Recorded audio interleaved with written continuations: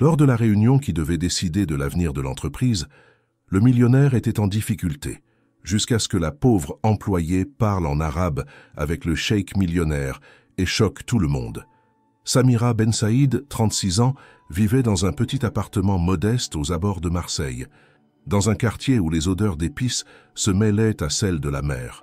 Chaque matin, elle empruntait le même bus à la même heure, assise toujours sur le siège près de la fenêtre, celui qui lui permettait de voir les collines s'éveiller derrière les immeubles. Elle travaillait depuis plus de 6 ans comme employée de maison pour Pierre Lemoine, un entrepreneur français connu pour son empire dans le domaine de l'immobilier et pour sa villa impressionnante perchée sur une colline dominant la Méditerranée. Discrète par nature, Samira savait se fondre dans le décor. Dans cette maison où les murs semblaient respirer le luxe, elle avançait silencieusement, un chiffon à la main, son tablier toujours impeccablement repassé. Elle connaissait chaque recoin des vastes pièces, chaque objet fragile à manipuler avec précaution, chaque habitude de son employeur. Pierre Lemoine appréciait son efficacité et le fait qu'elle ne s'immisçait jamais dans les affaires qui se discutaient lors des réceptions ou réunions importantes. Mais ce matin-là, en franchissant les grilles noires de la propriété, Samira sentit immédiatement que quelque chose différait. L'air, habituellement calme à cette heure, semblait chargé d'une tension invisible. Des voitures aux plaques étrangères stationnaient devant l'entrée. Elle reconnut, parmi elles, une berline luxueuse dont l'intérieur luisait sous les rayons du soleil levant. À travers les grandes baies vitrées de la salle principale, elle aperçut des hommes en costume sombre disposant des dossiers sur la longue table de conférence. Samira pénétra dans la cuisine, salua rapidement Marie, la cuisinière, et se mit au travail.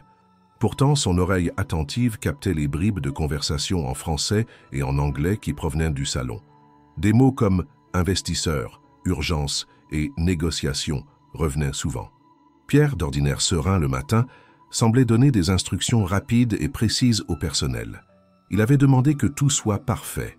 Le café fraîchement moulu, l'eau servie dans des carafes en cristal, les pâtisseries alignées avec soin sur des plateaux d'argent. En entrant discrètement dans la salle pour installer les tasses, Samira croisa le regard de Pierre. Ce dernier, vêtu d'un costume bleu marine taillé sur mesure, avait les traits légèrement tirés.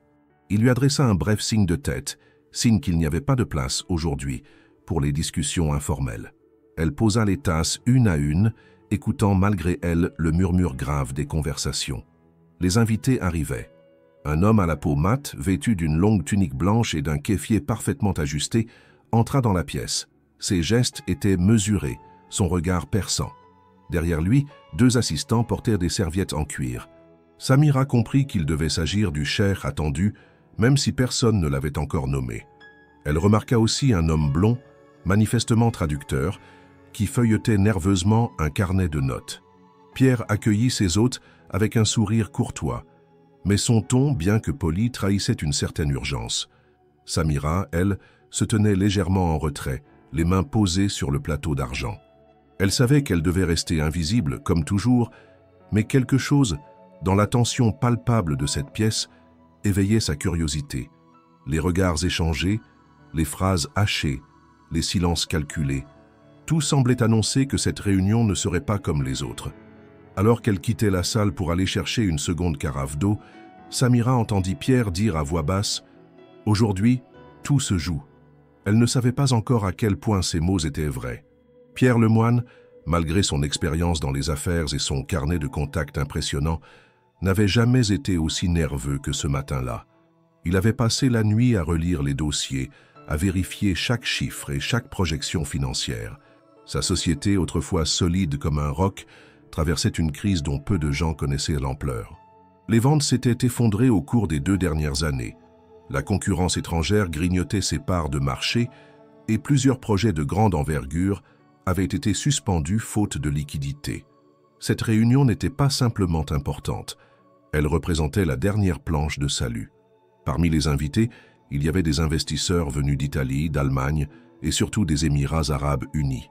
Le plus influent d'entre eux, le cheikh Khalid Al-Mansour, avait la réputation de transformer des entreprises moribondes en empires florissants.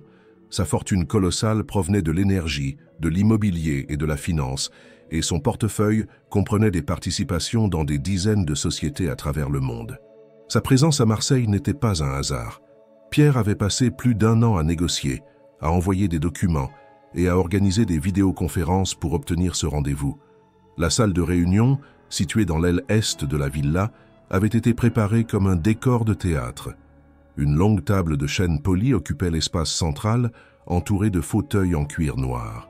Au mur, des tableaux contemporains choisis pour impressionner les visiteurs étrangers.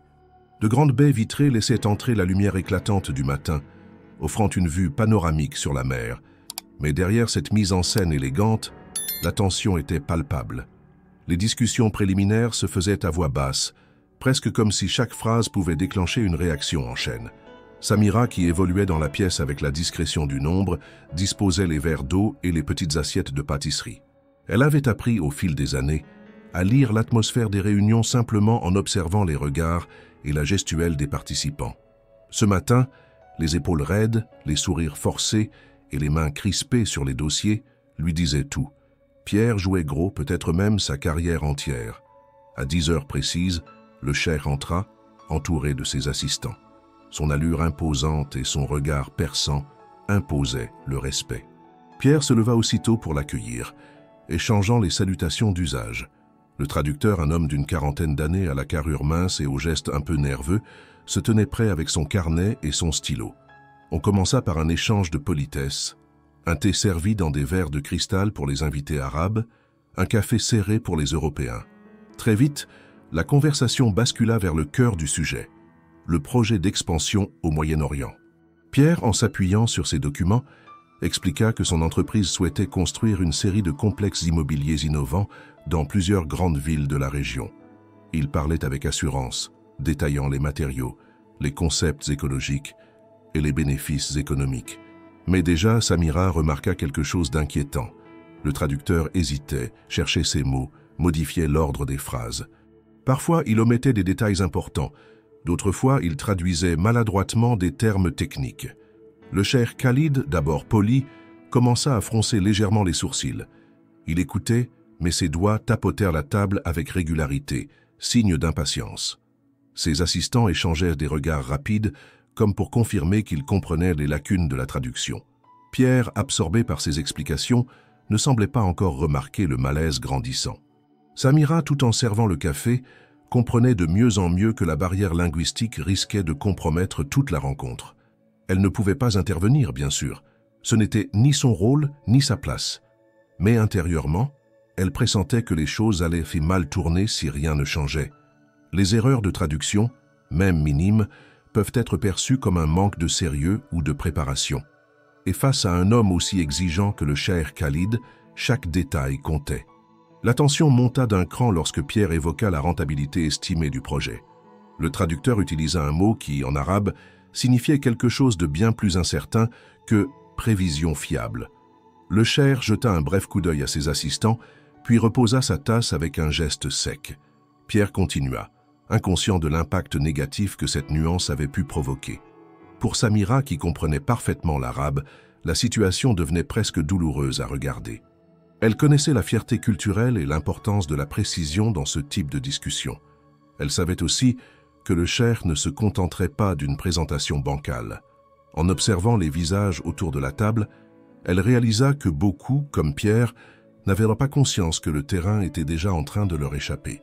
Elle quitta la salle quelques instants pour chercher un plateau de pâtisserie supplémentaire, mais en revenant, elle entendit l'un des investisseurs italiens murmurer à son voisin « S'il perd Khalid, tout est fini ». Cette phrase, aussi brutale que réaliste, résonna dans l'esprit de Samira. Ce qu'elle ignorait encore, c'est qu'avant la fin de cette réunion, son rôle silencieux allait changer de manière irréversible. À mesure que les minutes s'écoulaient, Pierre commençait à sentir que l'atmosphère dans la pièce changeait subtilement. Les premières paroles cordiales avaient laissé place à des échanges plus secs, plus tendus. Ce qui l'inquiétait le plus, c'était le regard du cheikh Khalid, qui, derrière un masque de courtoisie, trahissait une impatience grandissante. Pierre poursuivait néanmoins sa présentation, comme s'il espérait que la force de son projet suffirait à convaincre, ignorant encore que le véritable problème n'était pas dans ses chiffres, mais dans leur transmission. Le traducteur, debout légèrement en retrait, tenait un petit carnet noir et notait quelques mots avant de traduire. Mais ses phrases semblaient se perdre dans des formulations approximatives. Il hésitait souvent, changeait d'un ton assuré à un murmure presque inaudible. Plusieurs fois, il utilisa des termes qui, en arabe, prenaient une connotation négative, ou bien se prêtaient à l'interprétation. Les assistants du cheikh échangeaient entre eux de courts commentaires à voix basse, ce qui ne passait pas inaperçu pour Samira. Elle, en continuant son service, écoutait sans en avoir l'air. Chaque phrase traduite lui paraissait déformée. Parfois, des chiffres étaient inversés et des explications techniques devenaient confuses. Lorsqu'il s'agissait d'évoquer les délais de construction, par exemple, Pierre avait dit « 24 mois », mais le traducteur prononça un terme équivalent à environ 2 ans et demi, ce qui, dans un contexte d'affaires, pouvait être interprété comme un signe de flou ou de manque de fiabilité. Le cheikh Khalid, jusque-là calme, fit un léger mouvement de tête, comme si cette imprécision confirmait ses réserves. Ses yeux se posèrent sur Pierre, mais son expression restait fermée. Pierre, ne comprenant pas le changement d'humeur de son interlocuteur, redoubla d'efforts pour détailler ses garanties financières, montrant des graphiques et des tableaux colorés. Cependant, chaque explication passait par le filtre incertain du traducteur et l'impact se réduisait. À un moment, le cheikh prit la parole directement, en arabe, posant une question précise sur la solidité des partenariats locaux que Pierre prétendait avoir déjà établis. Le traducteur, manifestement déstabilisé, demanda à Khalid de répéter. Puis, au lieu de traduire fidèlement la question, il en fit une version édulcorée, évitant un terme qui mettait en doute la crédibilité des contrats annoncés. Pierre répondit, croyant comprendre que la question portait simplement sur l'identité des partenaires et non sur leur fiabilité. Samira sentit que ce glissement subtil pouvait coûter cher. Les assistants du cheikh notèrent rapidement ces paroles, puis échangèrent un regard entendu. Tout cela se déroulait en silence pour Pierre, qui continuait sa présentation, inconscient de la fissure qui se creusait dans la confiance de son interlocuteur principal. Le traducteur, de plus en plus nerveux, semblait transpirer légèrement, essuyant son front à plusieurs reprises. Ses mains tremblaient parfois lorsqu'il tournait les pages de son carnet. Dans un coin de la pièce, Samira réajustait d'un plateau, cherchant à rester invisible, mais chaque mot prononcé en arabe arrivait à ses oreilles avec une clarté troublante. Elle comprenait que le cheikh se demandait s'il n'avait pas déjà perdu son temps en venant jusqu'ici. À un moment, Khalid dit, toujours dans sa langue, que certaines réponses lui donnaient l'impression que la société française n'avait pas une vision assez claire du marché local. Ce jugement sévère ne fut jamais transmis à Pierre, le traducteur se contentant d'un résumé neutre qui n'en reflétait pas la gravité. Peu à peu, l'écart entre ce que disait Pierre et ce que recevait Khalid devenait si grand que la communication réelle semblait se dissoudre. Les autres investisseurs présents, ne comprenant pas l'arabe, observaient la scène avec un mélange de curiosité et de malaise, percevant que quelque chose échappait à leur compréhension. Pierre, lui, sentait seulement que la discussion perdait de sa fluidité et que le cheikh se montrait moins réactif, mais il attribuait cela à la prudence habituelle des négociations internationales. Le point de rupture arriva lorsque Pierre évoqua un partenariat avec une grande société de Dubaï, affirmant que l'accord était déjà presque finalisé. En arabe, le cheikh demanda des détails très précis, y compris les noms des interlocuteurs et les clauses de garantie. Le traducteur, incapable de trouver les mots justes, se contenta de dire « Il veut savoir si c'est confirmé ». Pierre répondit par un optimiste « Oui, presque », sans comprendre que cette approximation pouvait paraître inquiétante à Khalid, qui attendait une réponse documentée et irréfutable. À ce moment-là, Samira vit très clairement le visage du cheikh se fermer.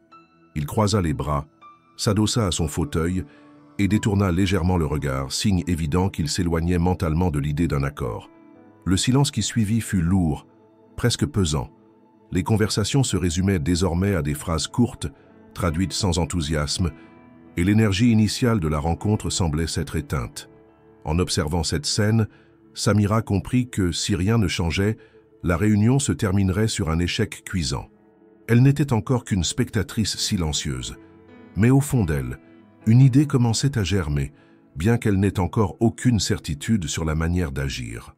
Le calme apparent qui régnait encore quelques minutes plus tôt s'était totalement effacé. La table de réunion, avec ses dossiers parfaitement alignés et ses verres d'eau étincelants, devenait le théâtre d'un échange de plus en plus fragile. Pierre, le visage légèrement rougi par la concentration, s'efforçait de poursuivre son argumentaire. Il passait d'un graphique à l'autre, indiquant les projections de rendement et les étapes prévues pour la mise en œuvre du projet. Mais chaque phrase, avant d'atteindre les oreilles du cher Khalid, devait franchir l'obstacle que constituait le traducteur, dont l'assurance diminuait à vue d'œil. Les gestes du traducteur trahissaient un trouble évident. Il jetait des coups d'œil rapides vers le cher, comme pour s'assurer qu'il n'avait pas commis d'erreur fatale. Pourtant, les maladresses se succédaient. Lorsqu'il s'agissait d'expliquer les aspects techniques liés aux matériaux de construction écologique, il utilisa un terme en arabe qui, hors contexte, pouvait évoquer des composants instables ou de mauvaise qualité.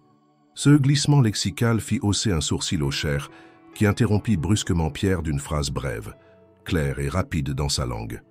Le traducteur, pris de court, balbutia quelques mots en français, ne réussissant pas à restituer la force de l'intervention. Pierre, surpris par cette interruption, demanda « Il veut des précisions ?» Le traducteur hocha vaguement la tête, mais Samira, qui avait compris parfaitement les paroles du cher, savait qu'il venait de demander, sur un ton qui n'admettait pas de réponse vague, des preuves tangibles de la durabilité des matériaux proposés. L'écart entre ce qui avait été dit et ce qui était transmis grandissait dangereusement. L'atmosphère se chargeait d'électricité. Les autres investisseurs, qui ne comprenaient pas l'arabe, ressentaient tout de même que la fluidité du dialogue s'était rompue. Certains commençaient à échanger des regards prudents, évaluant peut-être l'issue de la rencontre. Le cher Khalid, quant à lui, se mit à parler plus rapidement dans sa langue, comme pour tester la réactivité du traducteur. Ce dernier, à court de ressources, enchaînait approximations et reformulations maladroites. Samira, debout près d'un coin de la pièce avec un plateau encore à moitié garni, observait chaque détail. Elle vit le cher se pencher légèrement vers l'avant, poser ses mains à plat sur la table et fixer Pierre d'un regard perçant. Puis en arabe, il formula une remarque sur le manque de précision qui commençait à l'irriter. Le traducteur, visiblement mal à l'aise, traduisit par une version neutre « Il souhaite avoir des informations plus détaillées ». La force du reproche avait disparu. Pierre, croyant qu'il ne s'agissait que d'un simple besoin d'éclaircissement, reprit son exposé avec un sourire forcé. Il se lança dans une description de ses contacts dans la région et de la manière dont il comptait adapter son modèle d'entreprise aux spécificités locales. Pendant ce temps, Khalid échangeait quelques mots rapides avec ses assistants, toujours dans cette langue que Samira maîtrisait depuis l'enfance. Elle comprit que le cher doutait non seulement de la préparation de Pierre, mais aussi de la pertinence de lui consacrer plus de temps. Chaque nouvelle phrase prononcée dans cette salle semblait alourdir l'air. Le bruit feutré des feuilles que l'on tourne, le cliquetis d'un stylo que l'on ouvre et referme, les légers raclements de gorge, tous ces sons prenaient une importance démesurée dans ce silence chargé. Pierre, lui, croyait encore pouvoir redresser la situation par la force de ses arguments financiers, mais il ignorait que le problème ne venait plus du fond, mais de la perception même de son sérieux par son interlocuteur. Le point critique arriva lorsqu'il aborda la question des délais d'exécution. Avec assurance, il annonça qu'en 24 mois, l'ensemble du projet serait achevé. Le traducteur, confus, transforma cela en environ 2 à 3 ans. Cette imprécision fit reculer légèrement le cher dans son siège, croisant les bras et jetant un regard vers la baie vitrée, comme si son esprit s'éloignait déjà de la table. Samira, tout en déplaçant silencieusement quelques assiettes, vit cette réaction et sentit son importance. Elle savait que dans les affaires avec des investisseurs de ce calibre, la perception du temps était cruciale. Chaque mois supplémentaire pouvait être interprété comme un signe de faiblesse logistique ou financière. Elle observait, impuissante pour l'instant, la situation s'enfoncer dans une incompréhension croissante. Le cher prit alors la parole, toujours en arabe, d'un ton plus ferme. Il fit remarquer que certaines données présentées ne correspondaient pas aux informations qu'il avait reçues auparavant. Le traducteur, visiblement sous pression, traduisit partiellement, omettant la mention de ces incohérences. Pierre répondit en développant encore ses arguments, ignorant que le doute s'était déjà installé profondément dans l'esprit de Khalid. Lorsque le silence revint, il ne s'agissait plus d'une pause naturelle dans la conversation, mais d'une suspension lourde de sens. Chacun savait, d'une manière ou d'une autre, que l'équilibre de la réunion tenait désormais à un fil. Samira, immobile dans son rôle effacé, sentit qu'un seul mot mal traduit ou une expression mal interprétée pouvait achever ce qui restait de l'espoir de son employeur. Mais pour l'instant, elle n'avait pas encore décidé d'agir. Elle observait, mémorisant chaque détail, consciente que ce moment précis déterminerait peut-être plus que l'avenir de l'entreprise. Il pourrait changer le sien également. Samira avançait dans la pièce avec la précision silencieuse qui faisait d'elle une employée exemplaire. Pourtant, derrière cette façade calme, son esprit travaillait à toute vitesse. Les mots en arabe qu'elle venait d'entendre résonnaient en elle avec une clarté implacable. Elle comprenait chaque nuance, chaque inflexion de voix du cher Khalid et savait que l'échange prenait une tournure défavorable. Le problème ne venait pas des chiffres, ni même des idées de Pierre, mais du gouffre qui s'élargissait entre ce qu'il disait et ce que Khalid comprenait réellement à travers la traduction approximative. Depuis qu'elle travaillait pour Pierre, Samira n'avait jamais évoqué ses origines avec précision. Les autres employés savaient simplement qu'elle était née à l'étranger, mais personne ne lui avait jamais posé plus de questions. Elle était arrivée en France à l'âge de 18 ans, quittant le Maroc pour rejoindre une tante à Marseille. Sa langue maternelle était l'arabe, qu'elle parlait couramment sous toutes ses formes, du dialecte maghrébin au registre plus formel utilisé dans les échanges officiels. Mais au fil des années, elle avait appris à taire cette compétence, convaincue qu'elle ne servirait à rien dans un métier où on lui demandait surtout d'être rapide, ordonnée et discrète. Elle se souvenait encore de ses premières semaines dans la villa. Elle avait tout de suite compris que le monde dans lequel vivait Pierre Lemoine n'avait rien à voir avec celui qu'elle avait connu. Ici, chaque objet avait une place précise, chaque geste devait être maîtrisé. Les conversations qu'elle surprenait n'étaient pas pour elle, et elle s'était habituée à être invisible. C'était une protection, mais aussi une façon d'éviter toute situation où ses origines pourraient être perçues comme un décalage culturel. Pourtant, ce matin, en entendant Khalid commenter en arabe la présentation, quelque chose s'était déclenché en elle. Elle comprenait parfaitement ses réserves, ses critiques implicites, et même ses doutes sur la sincérité de certains arguments. Pierre, absorbé par ses graphiques et ses formules, n'avait pas conscience que son interlocuteur trouvait déjà certaines informations insuffisantes, voire contradictoires. Samira déposa un plateau de tasses vides sur un meuble latéral, puis prit une carafe d'eau fraîche. Elle passa derrière le traducteur qui cherchait désespérément ses mots et s'arrêta un instant pour remplir les verres. De là, elle pouvait entendre sans peine la discussion qui se poursuivait. Khalid venait de faire allusion à un projet concurrent mené par une entreprise allemande, soulignant que, selon lui, cette société avait démontré une meilleure compréhension des réalités économiques de la région. Le traducteur, comme à son habitude, adoucit les propos. Il mentionne qu'il y a d'autres projets intéressants. La différence entre la phrase originale et sa version traduite frappa Samira comme une évidence. Le message réel n'atteignait jamais Pierre. Celui-ci croyait encore avoir toute sa chance, alors que l'intérêt du cher semblait déjà vaciller. Elle se demanda pourquoi personne ne remarquait la situation, mais comprit que, pour la plupart des personnes présentes, l'arabe restait une langue mystérieuse et lointaine, un code auquel elle n'avait pas accès. En quittant la salle quelques instants pour apporter un nouveau plateau de pâtisserie, elle repensa à son père, commerçant à Casablanca, qui lui avait appris à écouter les clients non seulement avec les oreilles, mais avec les yeux et l'esprit. Il disait souvent « Ce que les gens veulent dire est parfois plus important que ce qu'ils disent de vraiment ». Cette phrase prenait un sens particulier aujourd'hui. De retour dans la salle, elle déposa le plateau près des documents que feuilletait un investisseur italien. Elle continua à observer discrètement. Pierre s'efforçait toujours de maintenir le contact visuel avec Khalid, mais celui-ci se montrait de plus en plus réservé. Ses réponses se faisaient plus courtes et il consultait ses assistants avec une fréquence croissante. Samira savait qu'elle n'était pas censée intervenir. La hiérarchie dans cette maison était claire, et son rôle se limitait à l'entretien et au service. Mais elle commençait à sentir, presque physiquement, le poids du silence qu'elle gardait. Elle détenait une clé que personne ne savait qu'elle possédait, et cette clé pouvait bien être la seule capable d'ouvrir une issue à cette réunion qui glissait vers l'échec. Elle observa encore quelques échanges. Lorsqu'un des assistants de Khalid fit une remarque sur la manière dont Pierre avait présenté les prévisions financières, le cheikh répondit par une formule qui signifiait, dans son contexte culturel, manque de préparation et de compréhension. C'était un jugement lourd qui, en affaires, pouvait sceller une décision négative. Le traducteur, épuisé et hésitant, se contenta de dire « Il souhaite plus de détails ». En entendant cette version édulcorée, Samira sentit un pincement au cœur. Non seulement Pierre ne comprenait pas la gravité de la situation, mais il perdait peut-être sa dernière chance sans même le savoir. Et elle, témoin invisible, possédait toutes les informations nécessaires pour rétablir un vrai dialogue. Pourtant, franchir cette ligne reviendrait à briser la distance qu'elle avait toujours entretenue entre elle et ce monde d'affaires auquel elle n'appartenait pas. Ce dilemme se gravait en elle à chaque nouvelle phrase.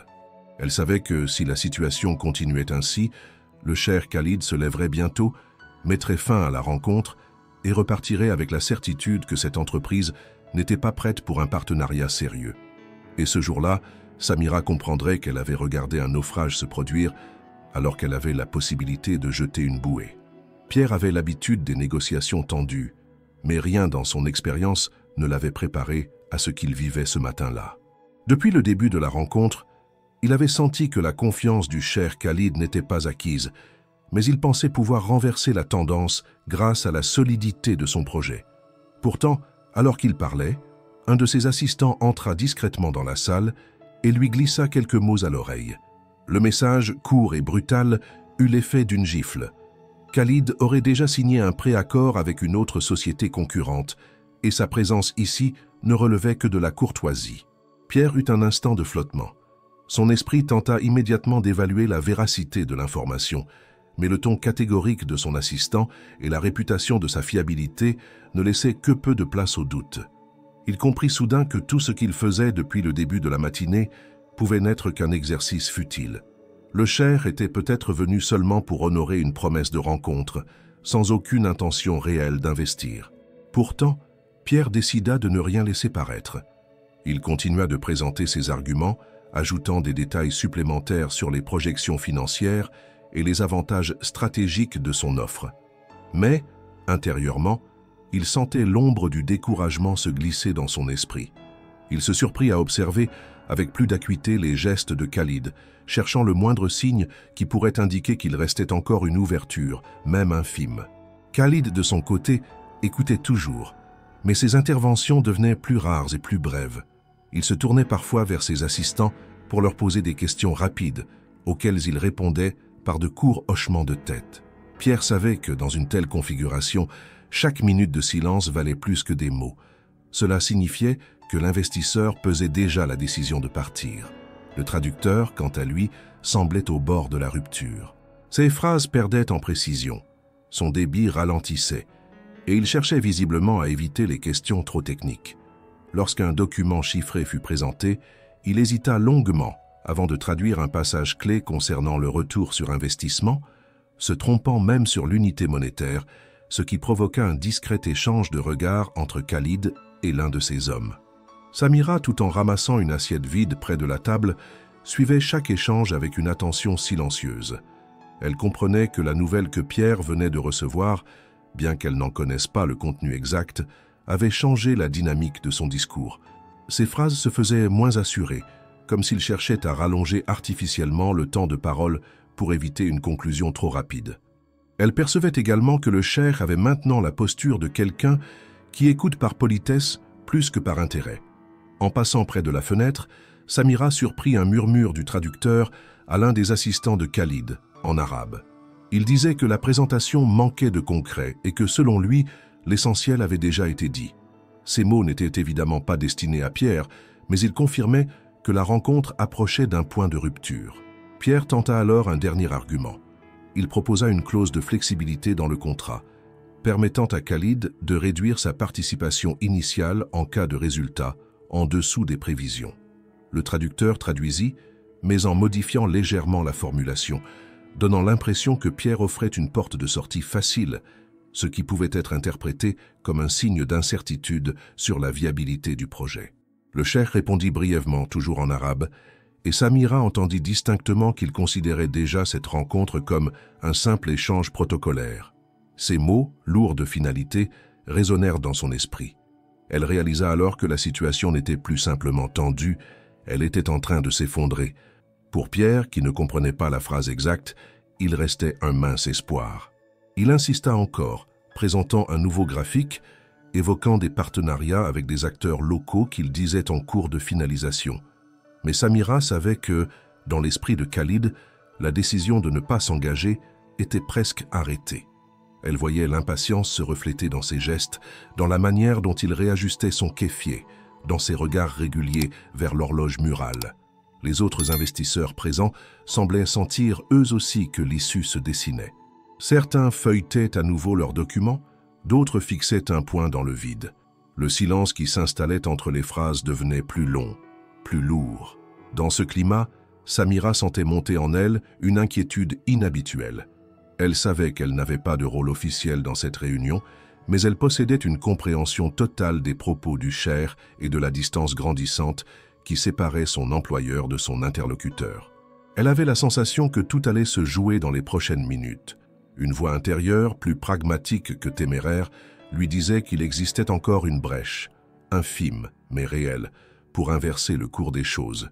Ce qu'elle ignorait encore, c'est que cette brèche ne pourrait être exploitée qu'en franchissant une limite qu'elle n'avait jamais osé dépasser depuis qu'elle travaillait dans cette maison, celle de prendre la parole au-delà de ses fonctions.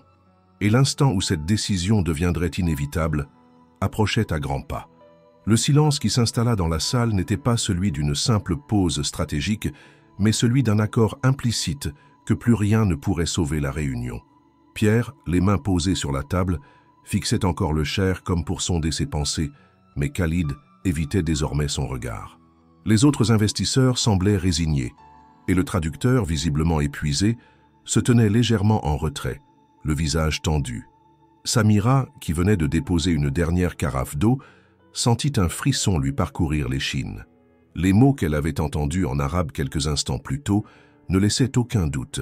Le cheikh considérait déjà cette rencontre comme un geste purement formel. Elle observa Pierre, qui ignorait encore cette vérité, et sentit une pointe de colère naître en elle.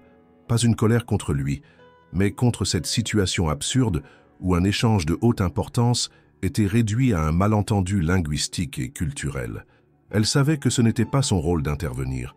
Depuis des années, elle avait veillé à ne jamais franchir cette barrière invisible qui séparait le personnel de maison des discussions d'affaires. Mais aujourd'hui, voir son employeur sur le point de perdre non seulement un contrat crucial, mais peut-être l'avenir de son entreprise, alors qu'elle possédait les moyens d'éviter ce désastre, lui semblait insupportable. Elle reposa la carafe sur la table basse, inspira profondément et s'approcha légèrement. Sa voix douce mais ferme brisa le murmure feutré de la salle. « Excusez-moi », dit-elle en français, en s'adressant directement à Pierre, mais également à tous les présents. Pierre leva les yeux, surpris. Jamais il ne l'avait entendu intervenir ainsi dans une réunion. « Je parle arabe », ajouta-t-elle calmement, « et je crois qu'il y a eu des malentendus dans la traduction. » Un léger mouvement parcourut la salle. Les assistants du cheikh échangèrent un regard étonné, et Khalid lui-même détourna lentement la tête vers elle. « Si vous me permettez, poursuivit-elle en s'adressant cette fois directement au cheikh, dans un arabe clair et respectueux, je souhaiterais clarifier certains points que Monsieur Lemoine a exposés, afin que vous disposiez de toutes les informations exactes. » La réaction fut immédiate. Khalid fronça légèrement les sourcils, non pas d'agacement, mais de surprise. Sa réponse, prononcée dans un arabe plus lent et mesuré, résonna dans la pièce. « Qui êtes-vous » Samira expliqua brièvement son origine marocaine, son arrivée en France, et le fait qu'elle travaillait depuis plusieurs années au service de Pierre. Elle insista sur le respect qu'elle portait à son employeur et sur son désir de s'assurer que les propos soient transmis fidèlement. Khalid écouta attentivement, puis acquiesça d'un geste. Il lui posa immédiatement une question sur un chiffre évoqué plus tôt concernant la rentabilité. Cette fois, Samira traduisit la question à Pierre avec précision, sans atténuer la formulation. Pierre répondit, et elle restitua ses paroles en arabe, mot pour mot, en respectant le ton et l'intention. La différence fut perceptible dès cet instant. Khalid ne se penchait plus vers ses assistants, mais regardait directement Samira, comme pour s'assurer que le canal de communication qu'elle venait d'ouvrir restait intact. Le traducteur officiel, pris de court, se recula encore un peu, conscient que son rôle venait de s'effacer. Samira aborda ensuite les points que le cheikh avait précédemment exprimés, mais qui n'avait pas été correctement traduit. Elle rectifia les délais, précisa les partenariats locaux avec leurs noms exacts et expliqua la logique stratégique du projet. Chaque fois, elle veillait à employer un vocabulaire à la fois technique et respectueux, en accord avec les usages diplomatiques propres à ce type d'échange. Pierre, bien que toujours surpris, comprenait que quelque chose d'important venait de se produire. Il voyait le visage du Cher se détendre légèrement et il percevait que l'attention lui était rendue. Pour la première fois depuis le début de la rencontre, il avait l'impression que ses arguments étaient entendus pour ce qu'ils étaient réellement, et non à travers un filtre approximatif. La conversation se réorienta ainsi. Khalid posa plusieurs questions précises sur la manière dont Pierre comptait impliquer des entreprises locales dans la phase de construction. Samira traduisit fidèlement, ajoutant parfois, lorsque c'était nécessaire, une explication culturelle ou contextuelle pour éviter toute ambiguïté. Elle ne se contentait pas de mots. Elle transmettait l'intention, l'état d'esprit, la vision globale. Dans la salle, le changement d'atmosphère était palpable. Les autres investisseurs observaient cet employé de maison en tablier impeccable mener un dialogue direct avec l'un des hommes les plus influents du Moyen-Orient, sans la moindre hésitation. Certains semblaient presque oublier qu'elle était censée se limiter au service du café et à l'entretien. Khalid, lui, commençait à répondre avec plus de détails, expliquant certaines de ses préoccupations sur l'investissement en France. Samira écoutait avec une attention totale, acquiesçait, et transmettait à Pierre ses propos sans omettre la moindre nuance. Elle savait que chaque mot comptait et que toute approximation pourrait refermer la fenêtre qu'elle venait d'ouvrir. Lorsqu'elle termina la traduction d'un passage particulièrement technique, elle croisa le regard de Pierre. Dans ses yeux, elle lut à la fois la reconnaissance et l'étonnement. Il ne lui avait jamais demandé si elle parlait d'autres langues, et il n'aurait sans doute jamais imaginé qu'elle puisse, en quelques minutes, sauver une réunion qui semblait perdue. Ce moment venait de changer les rapports dans la pièce. Samira n'était plus l'ombre discrète qui passait entre les fauteuils. Elle était devenue le lien essentiel entre deux mondes qui, sans elle, ne se comprendraient pas. Le silence qui suivit la première intervention complète de Samira semblait suspendu dans l'air, dense et chargé d'une attention nouvelle. Les regards étaient tous braqués sur elle, non plus comme sur une simple employée de maison, mais comme sur une participante active de la négociation. Pierre, toujours assis mais légèrement penché vers l'avant, observait ce qui se passait avec un mélange d'étonnement et de soulagement. Le cher Khalid, lui, la fixait avec une curiosité visible, comme s'il découvrait soudain une pièce manquante au puzzle de cette réunion. La fluidité avec laquelle Samira avait répondu à ses questions et corrigé certaines inexactitudes semblait avoir immédiatement changé l'équilibre de la discussion. Le cher, qui jusque-là conservait une posture distante, avait légèrement modifié son attitude. Son dos n'était plus aussi rigide contre le dossier du fauteuil, et son regard, auparavant dirigé à intervalles réguliers vers l'horloge ou ses assistants, restait désormais fixé sur Samira ou sur Pierre lorsqu'elle traduisait. Les échanges reprirent, mais à un rythme différent. Khalid posait des questions plus précises, parfois très techniques, sur des points qu'il n'avait pas pris la peine d'approfondir plus tôt. Samira répondait en traduisant fidèlement chaque mot de Pierre, tout en veillant à restituer l'intention et la tonalité des phrases.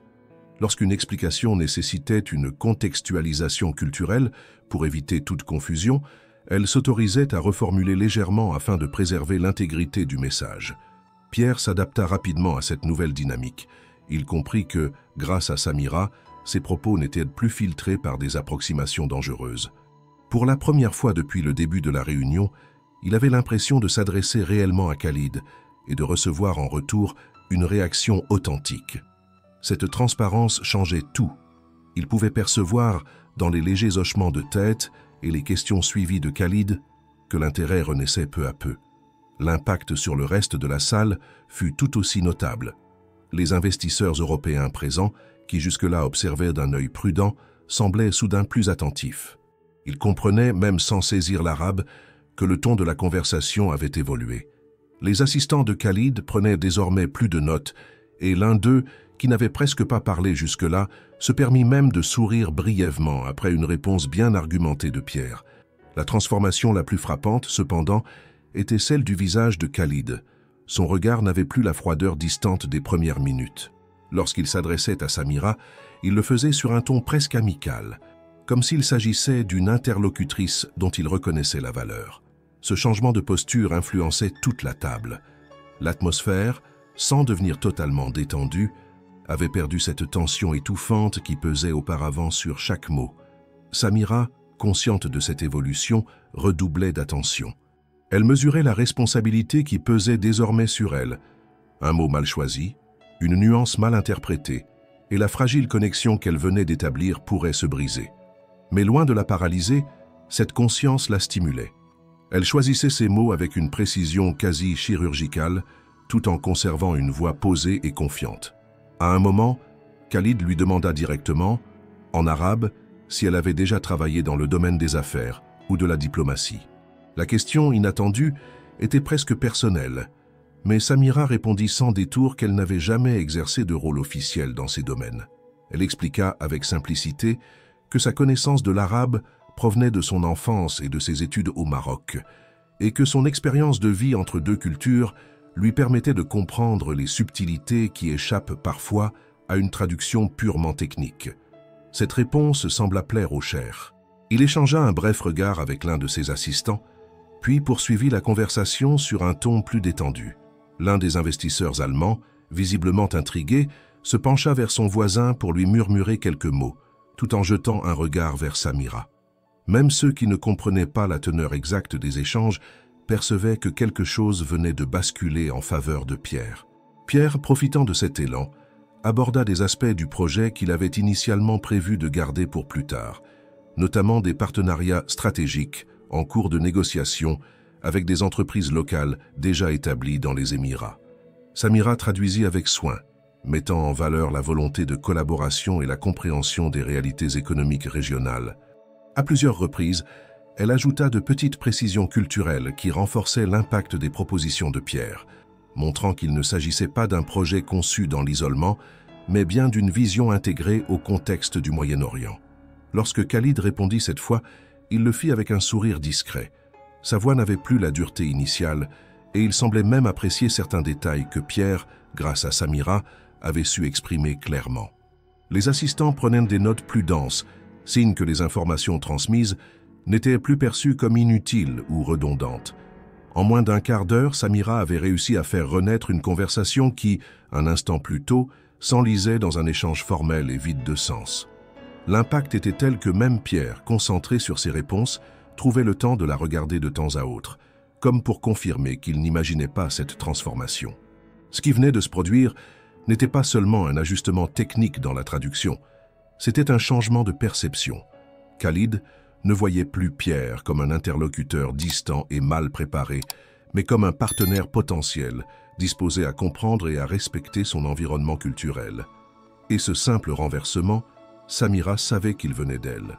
Le dialogue qui s'était instauré entre Samira et le cher Khalid avait désormais un rythme presque naturel, comme si tous deux se connaissaient depuis longtemps. Pierre, bien qu'un peu en retrait sur le plan direct, bénéficiait pleinement de cette nouvelle dynamique. Chaque réponse qu'il donnait, transmise avec exactitude et nuance par Samira, semblait redonner au projet une crédibilité qui avait disparu au cours de la première moitié de la réunion. C'est alors que Khalid, dans un ton plus confidentiel, fit une remarque qui surprit Samira. Il expliqua que s'il avait exprimé tant de réserves, c'était parce qu'il avait vécu, quelques années plus tôt, une expérience amère avec une autre entreprise française. Ce partenariat, censé être prometteur, avait rapidement tourné court à cause de promesses non tenues, de délais interminables et d'un manque total de compréhension culturelle. Depuis, il se montrait extrêmement prudent lorsqu'il s'agissait d'engager des fonds dans des projets venus de France. Ces paroles ne figuraient dans aucun document, et personne dans la salle, à part Samira, n'en avait encore connaissance.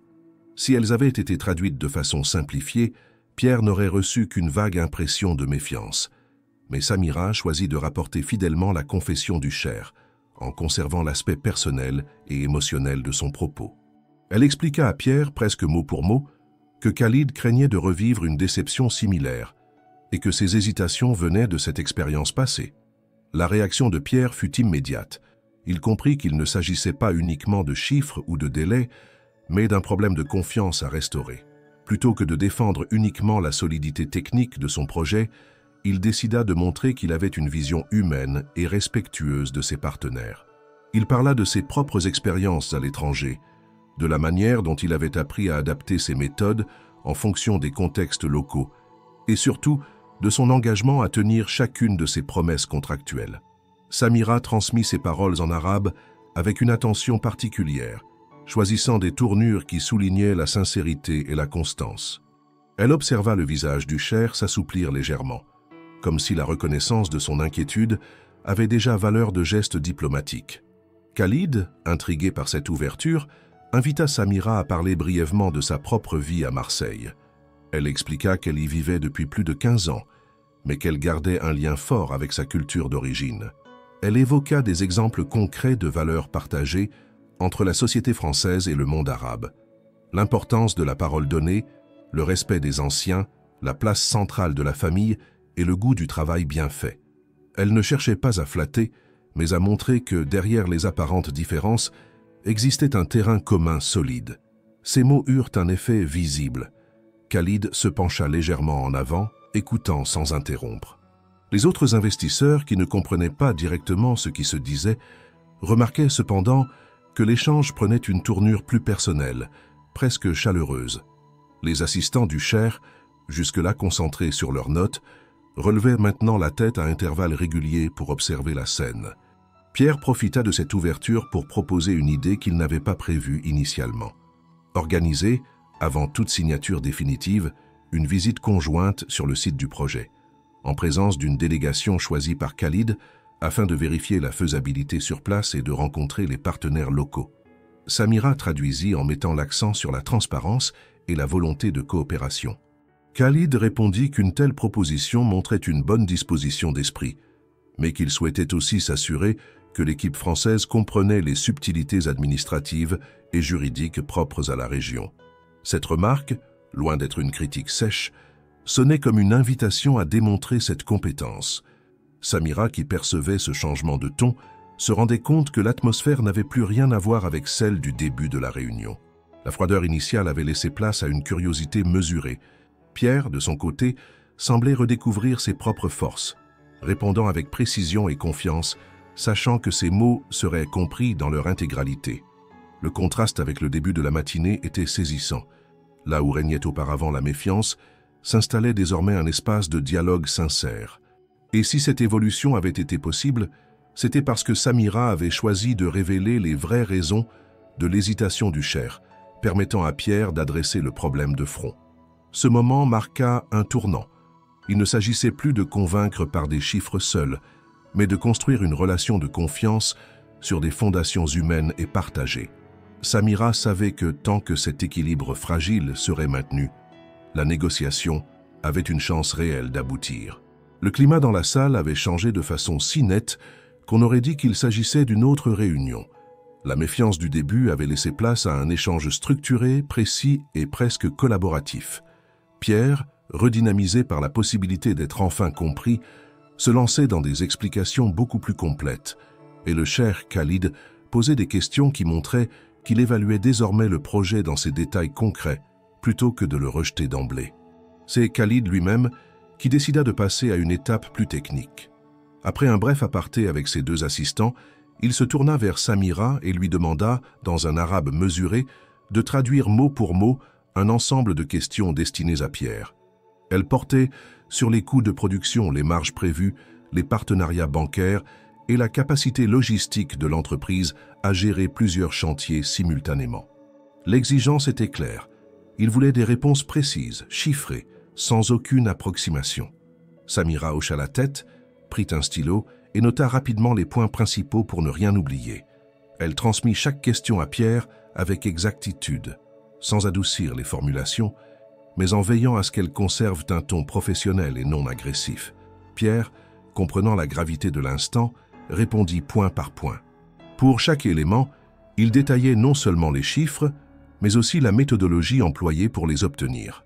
Lorsqu'il parla des coûts, il précisa la provenance des matériaux, les négociations déjà entamées avec les fournisseurs et les marges de sécurité prévues en cas de fluctuation du marché. Concernant les marges bénéficiaires, il donna des projections sur 5 ans, en expliquant les hypothèses économiques retenues et les scénarios alternatifs envisagés. Pour la logistique, il présenta un plan d'organisation par phase, démontrant que l'entreprise avait les ressources nécessaires pour mener de front plusieurs projets sans compromettre la qualité ou les délais. Samira traduisait avec le même soin qu'un artisan polissant une pièce fragile. Elle choisissait les mots les plus précis possibles, reformulait certaines phrases pour éviter toute ambiguïté culturelle et respectait scrupuleusement le ton confiant mais mesuré de Pierre. Le cheikh écoutait attentivement, ne coupant la parole que pour demander une clarification ou pour confirmer un détail. Au fil de cet échange, la tension initiale s'effaçait presque complètement. Les assistants de Khalid, qui jusque-là semblaient surveiller la montre, prenaient désormais des notes plus fournies. L'un d'eux, à plusieurs reprises, hocha la tête comme pour signifier que certaines réponses étaient conformes à leurs attentes. Pierre, conscient de l'enjeu, n'omettait rien.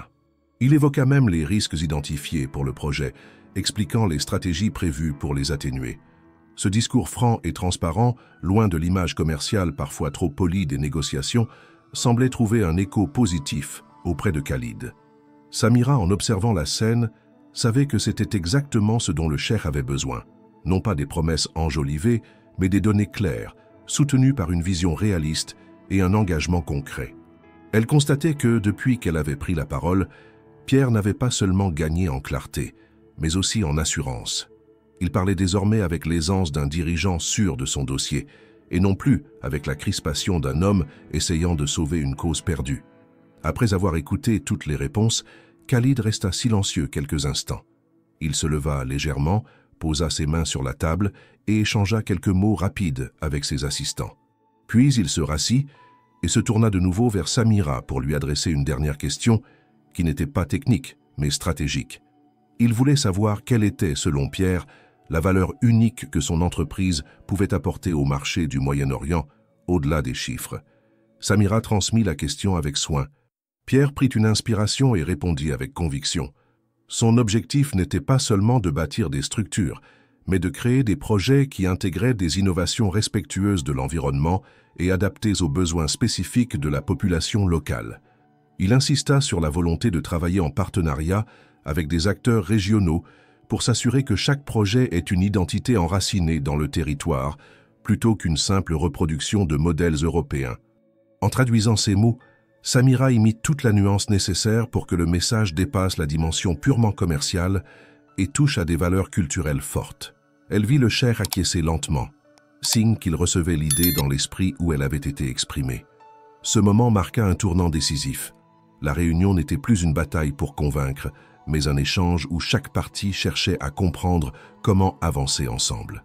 Et Samira savait qu'à présent, la possibilité d'un accord n'était plus une illusion lointaine, mais une perspective tangible. La salle était redevenue silencieuse, mais il ne s'agissait plus du silence lourd et menaçant qui avait dominé au début de la réunion. Cette fois, c'était un silence d'évaluation, de réflexion. Le cheikh Khalid, après avoir écouté attentivement la réponse de Pierre sur la valeur unique de son projet, se pencha en arrière dans son fauteuil, croisa les mains devant lui et fixa un point invisible au-dessus de la table. Ses assistants restaient immobiles, attendant le signal qui indiquerait la suite. Samira, qui avait conservé le même ton posé et précis depuis qu'elle avait pris la parole, observait la scène avec une attention accrue. Elle savait que Khalid était en train de peser chaque mot qu'il avait entendu, chaque détail de cette conversation. Elle savait aussi que, dans les codes implicites de ce type de négociation, un long silence pouvait précéder aussi bien une approbation qu'un refus définitif. Puis, brusquement, Khalid redressa la tête et se tourna vers Pierre. Cette fois, il s'exprima directement, en arabe, sans passer par ses assistants ni par le traducteur officiel, comme pour marquer une rupture avec ce qui s'était passé avant l'intervention de Samira. Ses paroles furent claires. Il n'avait pas prévu de s'engager dans ce projet en venant à Marseille. Il avait même, comme l'avaient rapporté certaines rumeurs, déjà donné un accord verbal à une autre entreprise. Mais, ajouta-t-il, l'échange qu'il venait d'avoir l'avait conduit à reconsidérer cette position. Samira traduisit ces mots avec exactitude, veillant à restituer l'intonation mesurée mais ferme de Khalid. Le visage de Pierre se détendit imperceptiblement, comme si un poids venait de se lever de ses épaules, mais il resta attentif, sachant que rien n'était encore acquis. Khalid poursuivit en expliquant que cette révision de jugement était due à un élément précis, l'intervention de Samira. Il déclara qu'il n'était pas fréquent, dans ses expériences d'investisseur, de rencontrer quelqu'un capable de naviguer avec autant d'aisance entre deux cultures, tout en conservant un ton respectueux et une honnêteté manifeste. Il souligna qu'elle avait su corriger des malentendus sans chercher à embellir ou à dissimuler, et que cette transparence avait changé sa perception de l'entreprise qu'elle représentait indirectement. Cette déclaration surprit toute la salle. Les autres investisseurs, qui n'avaient pas suivi chaque nuance des échanges en arabe, comprirent à travers la traduction que la clé de ce retournement n'était pas un chiffre, ni un argument technique, mais l'intervention d'une employée de maison.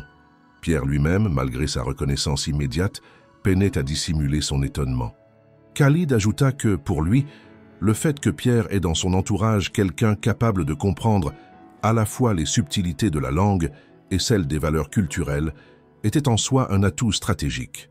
Il considérait que cette capacité à établir un pont authentique entre deux mondes pouvait constituer un avantage concurrentiel dans la mise en œuvre du projet. Samira traduisit encore, d'une voix calme, sans laisser transparaître l'émotion qu'elle ressentait. Elle avait conscience que ces mots, bien qu'adressés à Pierre, étaient aussi un hommage direct à son travail et à son attitude. Pierre prit alors la parole, s'adressant directement à Khalid, pour exprimer sa gratitude pour cette ouverture inattendue et pour la confiance naissante. Il affirma que si un accord venait à être signé, il mettrait tout en œuvre pour respecter chaque engagement pris et que Samira, si elle l'acceptait, pourrait jouer un rôle actif dans la suite des négociations. Le cheikh esquissa un léger sourire, ce qui, dans le cadre formel de cette rencontre, équivalait à un signe positif. Il conclut en disant qu'il ne s'engagerait pas immédiatement, mais qu'il souhaitait que ses équipes réexaminent le dossier à la lumière des nouveaux éléments présentés et qu'il était désormais prêt à envisager sérieusement une collaboration. Cette annonce marqua un changement total dans l'atmosphère de la pièce. Ce qui, une heure plus tôt, semblait être un échec certain était devenu une possibilité concrète de succès. Les conversations reprirent doucement autour de la table, les visages se détendaient, et même le traducteur officiel, relégué au second plan, semblait soulagé que la tension soit retombée. Pour Samira, le moment avait une portée particulière. Elle avait franchi une limite, qu'elle s'était toujours imposée, non pas par ambition personnelle, mais par un sentiment de responsabilité face à une situation injuste. Et ce geste, loin d'être mal perçu, venait de transformer radicalement l'issue d'une réunion décisive. Le retournement était acté. Désormais, la question n'était plus de savoir si le projet pouvait survivre, mais comment le faire grandir sur des bases solides. Et tout le monde autour de la table savait que sans l'intervention de Samira, cette possibilité n'aurait jamais existé. Une fois les discussions officielles terminées, l'atmosphère de la salle changea radicalement. Les dossiers furent refermés, les stylos rangés, et les participants se levèrent pour échanger quelques mots debout, dans un cadre plus informel. Les assistants de Khalid discutaient à voix basse, tandis que les investisseurs européens commentaient entre eux ce revirement inattendu. Pierre, encore absorbé par les implications de ce qui venait de se passer, se dirigea vers Samira avec une expression où se mêlaient gratitude et admiration. Il l'invita à le suivre dans un salon adjacent, à l'écart du reste des participants. Dès que la porte se referma, il se tourna vers elle, les mains jointes comme pour chercher ses mots. Ce n'était pas un homme habitué à être pris de court, mais l'intervention de Samira avait bouleversé ses repères. Il la remercia avec sincérité, lui disant que, sans elle, il n'aurait probablement pas eu la moindre chance de retenir l'attention du cheikh. Ses remerciements n'étaient pas de simples formules. On sentait dans son ton qu'il mesurait l'ampleur du service qu'elle venait de lui rendre. Puis, après un court silence, Pierre aborda un sujet inattendu. Il expliqua qu'il réfléchissait depuis quelque temps à renforcer la dimension internationale de son entreprise et que l'épisode de ce matin lui avait montré l'importance d'avoir, dans son équipe, quelqu'un capable de comprendre à la fois les subtilités linguistiques et les différences culturelles. Il lui proposa alors de quitter ses fonctions de service domestique pour intégrer le département de communication et relations internationales. Samira resta un instant sans voix. Elle n'avait jamais envisagé un tel scénario. Travailler dans un cadre administratif et stratégique, participer à des négociations, voyager pour représenter l'entreprise, tout cela appartenait à un monde qui, jusque-là, lui semblait inaccessible. Elle demanda à Pierre s'il était certain de sa décision. Celui-ci répondit qu'il ne faisait pas une proposition par impulsion, mais par conviction. Pour lui, sa capacité à établir un lien authentique avec Khalid prouvait qu'elle possédait des compétences rares et précieuses. Ils retournèrent ensemble dans la salle de réunion où Khalid les attendait encore. Le cheikh, en voyant Samira, s'approcha pour la saluer chaleureusement, ce qui ne manqua pas de surprendre les autres invités. Il lui dit en arabe qu'il espérait la revoir lors des prochaines étapes des discussions et qu'il souhaitait que ce soit elle qui assure la liaison entre son équipe et celle de Pierre. Samira traduisit fidèlement ses paroles à Pierre, qui confirma aussitôt son accord. Ce moment fut observé attentivement par tous les participants. Il devenait évident que Samira n'était plus perçue comme une employée de maison, mais comme une interlocutrice à part entière dans un échange de haut niveau. Les regards avaient changé, tout comme la manière dont on s'adressait à elle.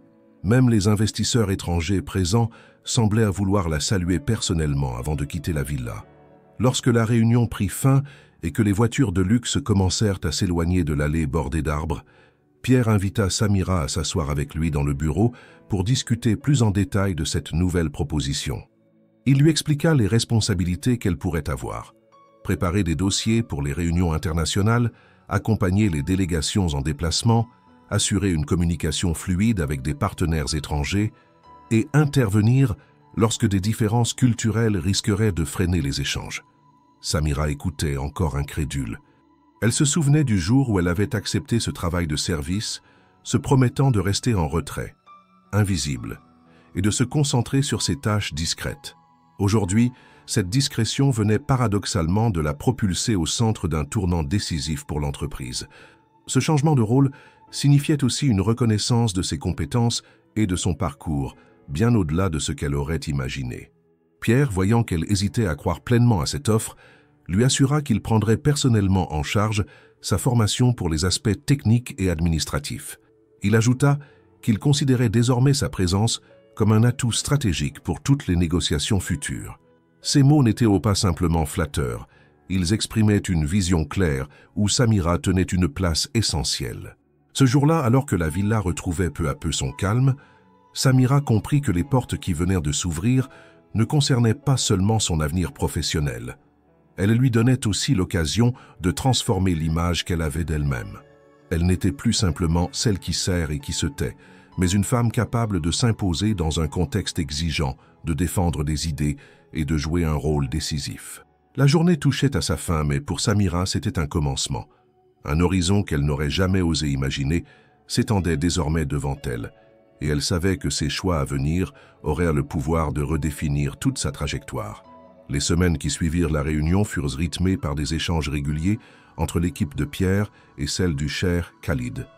Les documents circulaient, les détails techniques étaient affinés, et Samira, désormais intégrée aux discussions, assurait un rôle central dans la communication. Son bureau, installé dans l'aile administrative de l'entreprise, n'avait rien à voir avec le petit espace qu'elle occupait autrefois près de la cuisine de la villa. Elle passait ses journées à répondre à des courriels en plusieurs langues, à préparer des notes pour Pierre avant chaque visioconférence et à coordonner les rendez-vous avec les interlocuteurs du Moyen-Orient. Pour Khalid, cette collaboration prenait forme de manière naturelle. Dès la première réunion de suivi, il demanda explicitement que Samira soit présente. Il affirma que sa présence garantissait que les échanges resteraient fluides et précis, et qu'elle comprenait mieux que quiconque la manière dont ses équipes formulaient leurs attentes. Pierre, conscient de la valeur que cela représentait, faisait en sorte qu'elle ait toutes les informations nécessaires pour intervenir de manière efficace et pertinente. Les négociations furent exigeantes. Khalid voulait s'assurer que chaque engagement de Pierre serait couvert par des garanties solides. Les clauses de délai, de qualité et de suivi post-construction furent discutées dans les moindres détails. Samira, dans ce contexte, devint bien plus qu'une simple traductrice. Elle servait de médiatrice culturelle, expliquant aux deux parties comment certaines expressions ou attitudes pouvaient être interprétées différemment, évitant ainsi des tensions inutiles.